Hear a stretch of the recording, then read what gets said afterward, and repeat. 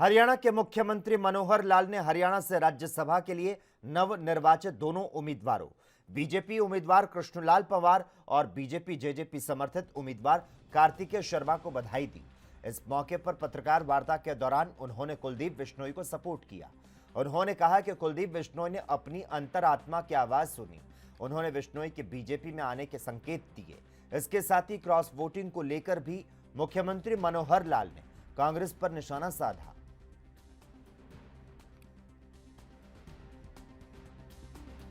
का विषय है हमारे लिए कि जो इस बार की हरियाणा प्रांत से 2 राज्यसभा की सीटें रिक्त हुई थी और जिनका चुनाव अब तो ये कल कहेंगे कि कल 10 तारीख को हुआ था, आज 11 तारीख हो गई है।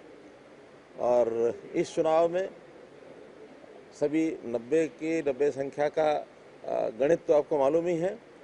इसमें भारतीय जनता पार्टी के 40 विधायक हैं, 31 विधायक कांग्रेस पार्टी के हैं, 10 विधायक जेजेपी के हैं और इसके अतिरिक्त इंडिपेंडेंट्स हैं, 2 पार्टियों के एक एमएलए हैं।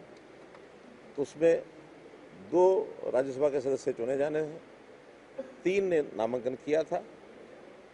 तो उसके लिए मैं ऐसे सब विधायकों का जिन्होंने भारतीय जनता पार्टी के कैंडिडेट श्री कृष्ण पंवार जी और हमारे इंडिपेंडेंट कैंडिडेट श्री कार्तिकेय शर्मा जी, इन दोनों को चुना है और सफलता दिलाई है, ऐसे सभी विधायकों को मैं हृदय से धन्यवाद देता हूं। और ये एक प्रकार की हरियाणा की जनता की जीत है, लोकतंत्र की जीत है। मैं आशा करता हूं कि दोनों हमारे नए राज्यसभा के सदस्य राज्यसभा में जाकर के हरियाणा के हितों की पूरी चिंता करेंगे और हरियाणा के बारे में जो भी विषय है केंद्र सरकार के नाते से वहाँ सदन में उठाने की बात करेंगे। हरियाणा की जनता का इसमें लाभ होगा। मैं पुनः जिन विधायकों ने भी हमें समर्थन दिया है और आज तो समर्थन दिया या नहीं दिया, 90 के 90 विधायकों को मैं आज बधाई देता हूँ।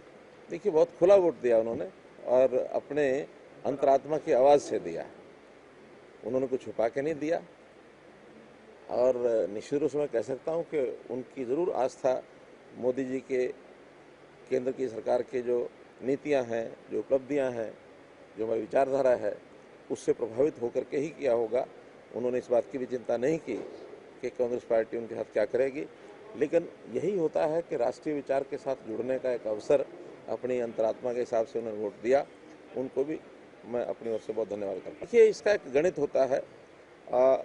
एक कैंडिडेट ने वोट डाला नहीं और कांग्रेस के एक कैंडिडेट का वोट खारिज हुआ, कुल स्ट्रेंथ 88 रह गई।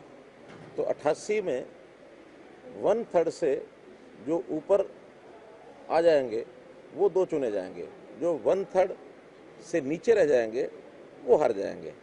तो 88 का 1/3 बनता है 29.34।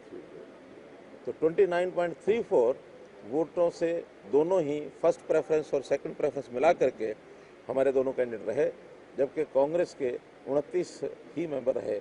इसलिए वो इतने ही मार्जिन से हारे हैं और इतने ही मार्जिन से हमारे दोनों कैंडिडेट। देखिए, ये उनकी अपनी अंतरात्मा की जो आवाज़ है उसका ज़्यादा एक महत्व रहेगा, वो क्या करते हैं। और अगर वो आएंगे तो ऐसे लोग कांग्रेस में बहुत से हैं जो लगातार मिलते भी रहते हैं, उनके क्षेत्र के काम भी हम करवाते हैं। उनको कभी कोई कठिनाई आती है तो उस कठिनाई के लिए हम हमेशा साथ खड़े रहते हैं, क्योंकि आखिर तो अपने प्रदेश के विधायक हैं। हम उसमें कहीं कोई किसी के साथ भेदभाव नहीं करते हैं। तो इसलिए ये विषय कहना कि हाँ केवल वो मिलते थे, और बहुत मिलते हैं, लेकिन एक सबका हुड्डा साहब का